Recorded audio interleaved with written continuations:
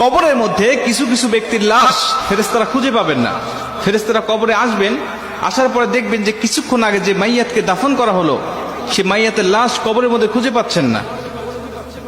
আল্লাহ রাসূল সাল্লাল্লাহু আলাইহি সাল্লাম বলেন, বুখারীর বর্ণনায় আসছে যে মাইয়াতকে যখন দাফন করে আত্মীয় স্বজনরা চলে যায়, 40 কদম দূরে যাওয়ার পরেই তার কবরে ফেরেশতার আগমন হয়। দুইজন ফেরেশতা তার কবরে আসে। বুখারীর এক বর্ণনায় আসছে, আল্লাহ রাসূল সাল্লাল্লাহু আলাইহি সাল্লাম বলেন, আব্দু ইদা বুদিয়া ফি কবরিহি, যখন কোন বান্দাকে কবরের জগতে রাখা হয় তখন ওই বান্দাকে কবরে রেখে তার আত্মীয় স্বজন পাড়া প্রতিবেশীরা যখন চলে যায়, জুতার আওয়াজ এখনো শোনা যাচ্ছে কবর থেকে, তখনও ওই ফেরেশতারা তার কবরের মধ্যে উপস্থিত হয়ে যায়। ঠিক তখনই যখন কবরের মধ্যে ফেরেশতারা উপস্থিত হয়ে যায়, উপস্থিত হওয়ার পরে কিছু কিছু কবরে এসে দেখবেন যে কবরের মধ্যে লাশ খুঁজে পাওয়া যাচ্ছে না। ফেরেশতারা ডাক দিয়ে বলবেন, কি ব্যাপার? কিছুক্ষণ আগে একজন ব্যক্তির লাশ রাখা হলো, লাশটা গেল